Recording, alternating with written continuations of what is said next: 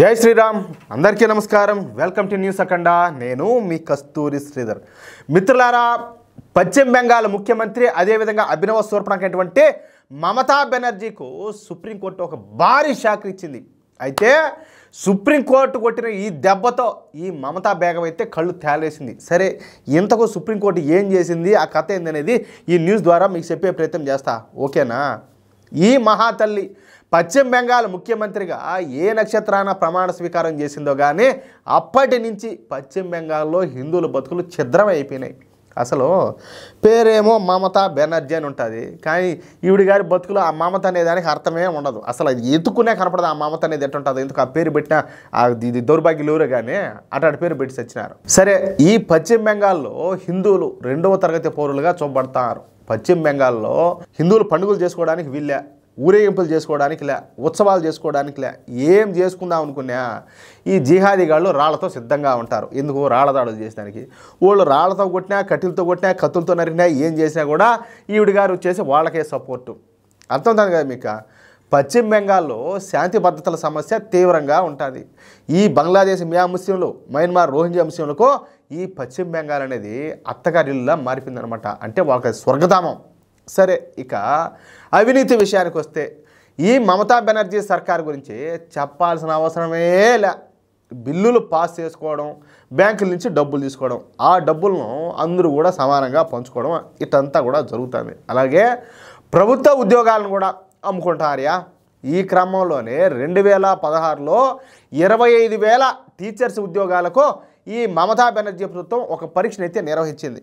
అర్థమవుతుందా ఆ పరీక్ష పేరే స్టేట్ లెవెల్ సెక్షన్ టెస్ట్ అనమాట సరే ఈ పరీక్ష పూర్తయిన తర్వాత 25,000 మంది టీచర్లను సెలెక్ట్ చేసి ఉద్యోగాలు ఇచ్చారు సరే ఇంతవరకు బాగానే ఉండదు కదా ఇక్కడ ఉండదు అసలు ట్విస్ట్ ఆ తర్వాత అసలు విషయం బయటపడింది మెరిట్ వచ్చిన వాళ్లకు పోస్టులను ఇవ్వకుండా ఒక్కొక్క టీచర్ పోస్టును 5 లక్షలకు అమ్ముకున్నారంట అంటే 25,000 పోస్టులను 5 లక్షల చొప్పున అమ్ముకున్నారు అంటే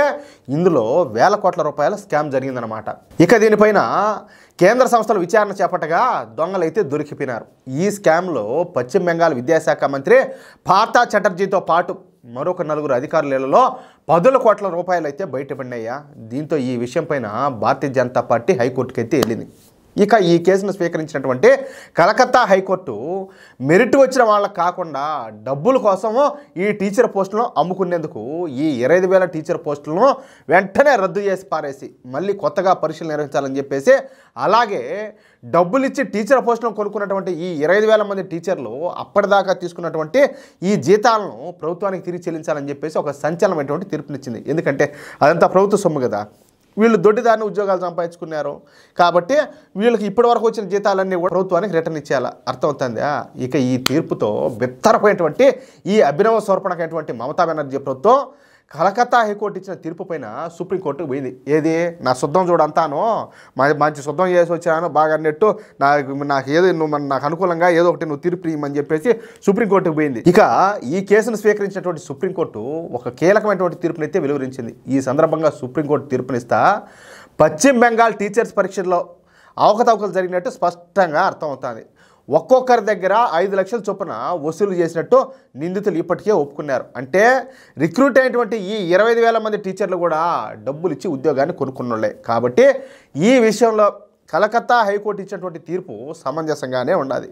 కలకత్తా హైకోర్టు ఇచ్చినటువంటి తీర్పులో మేము ప్రత్యేకంగా వేలు పెట్టాల్సిన అవసరం అయితే ఏమీ లేదు ఈ నియామక ప్రక్రియ కలుషితమైంది అదేవిధంగా కళంకమైపోయింది అందుకే కలకత్తా హైకోర్టు ఇచ్చినటువంటి తీర్పుతో మేము కూడా ఏకీభవిస్తున్నాము ఈ టీచర్ల నియామకాలు చెల్లవు మళ్ళీ 3 నెలల్లోనే కొత్తగా టీచర్ల నియామకాలు అయితే చేపట్టాలంటూ సుప్రీంకోర్టు ఒక అద్భుతమైన తీర్పునైతే ఇచ్చింది ఇక ఈ తీర్పు దెబ్బతో తృణమూల్ కాంగ్రెస్ పార్టీ బాక్సులు అయితే బద్దలైపోయినాయి ఏళ్ళ పీస్ అయిపోయినాయి వచ్చే సంవత్సరమే పశ్చిమ బెంగాల్లో అసెంబ్లీ ఎన్నికలు అయితే జరగనున్నాయి ఈ సమయంలో సుప్రీంకోర్టు పశ్చిమ బెంగాల్ ప్రభుత్వం అవినీతికి పాల్పడిందని ఈ నియామకాలు చెలవని చెప్పేసి తీర్పునివ్వడంతో ఈ మమతా బెనర్జీకు మైండ్ పోయినంత పనిందంట ఈ తీర్పు వచ్చిన వెంటనే తన కార్యక్రమాలను రద్దు చేసుకొని మంత్రివర్గ సమావేశం ఏర్పాటు చేసిందంట అంతేకాకుండా ఈ కేసు విషయంలో సిబిఐ ఎంక్వైరీ గురించి సుప్రీంకోర్టు ధర్మాసనం మళ్ళీ మరొక తీర్పునైతే ఇవ్వనుండాలి ఇంకా పరిస్థితులు చూడబోతే నా అంచనా ప్రకారం ఏదా అది కూడా మమతా బెనర్జీకో వ్యతిరేకంగా వచ్చే అవకాశం అయితే ఉండదు. ఎందుకంటే ఇప్పటికే ఇందులో స్కామ్ జరిగిందని చెప్పేసి సుప్రీంకోర్టే ఒప్పుకుంది కాబట్టి ఇక సిబిఐ విచారణ కూడా కొనసాగించే అవకాశం కూడా ఉండదు. ఇవన్నీ కనుక జరిగినాయంటే మరొక కేడీవాళ్ళ మాదిరి ఏదా ఈవిడ గారు కూడా ఏలా ఒక గిన్నె ఒకటి ఎత్తుకొని బొచ్చా దొర వేసుకుంటా లోపల పాట పాడుకుంటా అట్టా, లేకపోతే ఎంతమంది హిందువులను పొట్టను పెట్టుకున్నారా వీళ్ళ రాజకీయాల కోసం. ఊరికనే పోతుందా ఉసురా తగలదా ఎంబడిచ్చా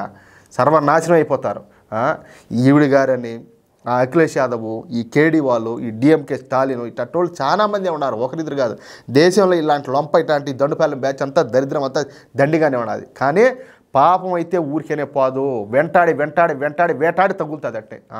లేకపోతే ఈ దేశం ఈరోజు స్వతంత్ర వాయువులు పీల్చుకుంటుందంటే ఎంతమంది త్యాగ ఫలితం. వాళ్ళే ఊరికేనే చేశారు త్యాగాలు పిచ్చోళ్ళయ్యే. ధనమాన ప్రాణాలన్నీ కూడా త్యజించి పోరాటం చేసి మన స్వాతంత్రం తెచ్చిపెట్టింది వాళ్ళకి టైంపాస్ కాకనా, ఊరికేనే పోతుంది వాళ్ళు ఉసురు తగలకుండా. అది విషయం అయితే. మిత్రులారా, ఈ న్యూస్ కనుక మీకు నచ్చినట్లయితే ఖచ్చితంగా ఈ న్యూస్ నలుగురికి షేర్ చేయండి. అదేవిధంగా ప్రతి ఒక్కరు కూడా మీ యొక్క అమూల్యమైన అభిప్రాయాలను తప్పనిసరిగా కామెంట్ రూపంలో తెలియజేయండి. అలాగే ఇంతవరకు మీరు కనుక మన ఛానల్లో సబ్స్క్రైబ్ చేసుకున్నట్లయితే ప్రతి ఒక్కరూ మన ఛానల్ సబ్స్క్రైబ్ చేసుకోండి, సపోర్ట్ చేయండి ప్లీజ్. జై శ్రీరామ్.